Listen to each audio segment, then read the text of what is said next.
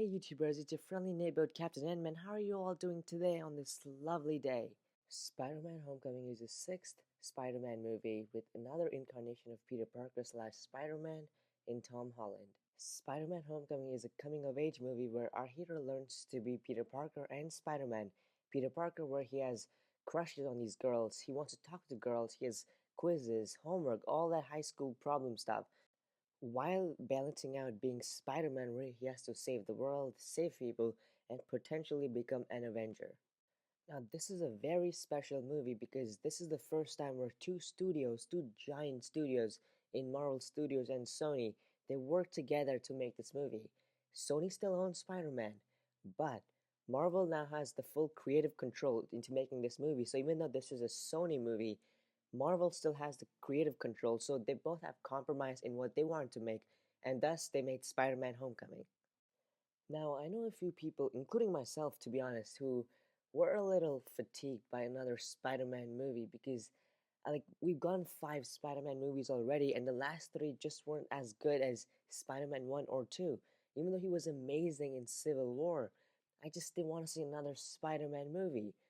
But oh my god, was I wrong because this movie is amazing. It's a really good, fun movie. Now, this review is going to be a non-spoilery review. I'm not going to spoil much about the movie, all the twists and turns and stuff, because I want you to experience this movie for yourself. So just trust me, I'm not going to spoil much about the movie, just give my general thoughts where we're good, where we're bad, and my score for this movie. First, let's talk about the positives in the movie. The biggest positive in this movie is Tom Holland. He's amazing as Peter Parker and Spider-Man. He's just able to capture the tone and the essence of who Peter Parker is and who Spider-Man is. There are many scenes where Tom Holland has to show his dramatic skills of actually showing the struggle of being Peter Parker and Spider-Man, but he just does it really well. He gives a great performance, and I really wish we see more of Tom Holland's Peter Parker slash Spider-Man in the future because he's awesome. Another thing that this movie does beautifully, as a matter of fact, is show the struggle of him being Peter Parker and Spider-Man. In the first half of this movie, Peter Parker just doesn't want to be Peter Parker. He wants to be Spider-Man, this cool hero with his great suit and stuff. However, after Tony Stark takes his suit back after the ferry scene, Peter Parker has to now rely more on his intelligence and his heart to beating the main villain, Vulture.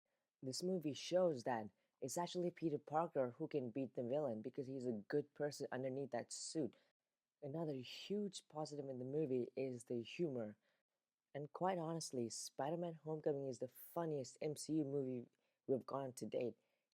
His interactions with his AI in his suit, with Tony Stark, with Happy, his friend Ned, all of that, like their conversations just felt natural. It flows properly. One concern that many people had going into the movie or just after watching the trailers were just how much is Iron Man in the movie because it feels like he's everywhere in the trailers, the marketing, the posters, everywhere. However, he's barely in the movie. In fact, I actually think he's in the movie less than Spider-Man was in Civil War. So yeah, just he's barely in the movie. And that's a good thing because this movie needed to be a Spider-Man movie. Not an Iron Man and Spider-Man movie, but a Spider-Man movie. Another positive in the movie is Michael Keaton's Vulture, who's the main villain of this movie. The villain ain't some Malekith or some crappy villain in the MC movies. The movies are great, but the villains always suck in Marvel movies. But finally, he was a villain that I could sympathize with. And that is what makes them more terrifying than the ones who just want to destroy the world. Now let's talk about the negatives in the movie. There is one plot hole in the end of the movie which, honestly, when you think about it, it doesn't make sense. It makes some characters seem very stupid. Another thing that I didn't like in the movie is that it never really shows why Iron Man has not been pursuing the Vulture.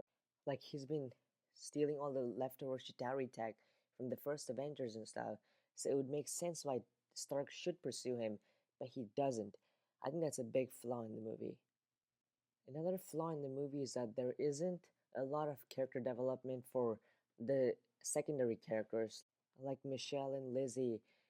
Lizzie's the girl that Peter Parker has a giant crush on that he asked for Homecoming. But Michelle is just there in the movie. She has no actual purpose in the movie. And I think that's a huge missed opportunity. However, I think in the next movie, I hope we get more of those characters and their backstories. Another small problem with the movie is that sometimes the pacing is not even. Like sometimes there's some great stuff happening, and then all of a sudden, like it just takes a dip and it slows down a bit too much. But that's about it. I can't think of any other negatives in the movie. Now, before I give you my score, I just have to warn you guys, try not to see the trailers or like the clips or like the TV spots and stuff for Spider-Man Homecoming because the trailers do show quite a bit actually, even though it's not the whole movie, like they don't ruin the movie going experience, it still shows quite a bit actually. However, fear not. Let's say you have watched these trailers or these clips and TV spots.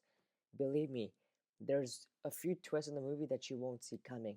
This one twist, I was like, oh shoot, no, no, are you serious? Thank you for not showing that in the trailers because that would have ruined the movie going experience completely. And lastly, there are two post credit scenes, so stay for the whole movie. There are two post credit scenes. Now, for the part which probably all of you have been waiting for this whole time, the score for this movie. I give Spider Man Homecoming an 8.5 out of 10. This is a really, really fun, really entertaining movie. In fact, after the movie ended, I just felt happier. I just felt relaxed. Like, I had a great time watching it, and I'm sure you will too. And lastly, in the pantheon of Spider Man movies, Homecoming will be my second favorite Spider Man movie. I still think that Spider Man 2 is the best Spider Man movie ever. For many other people, it was like the other way around. Homecoming is better than Spider Man 2. But for me, it's Spider Man 2, then Spider Man Homecoming, and then Spider Man 1. So, guys, thank you for watching my review for Spider Man Homecoming. It's a really fun movie, and I'm sure you will enjoy it too. Please like, please subscribe, and stay spicy.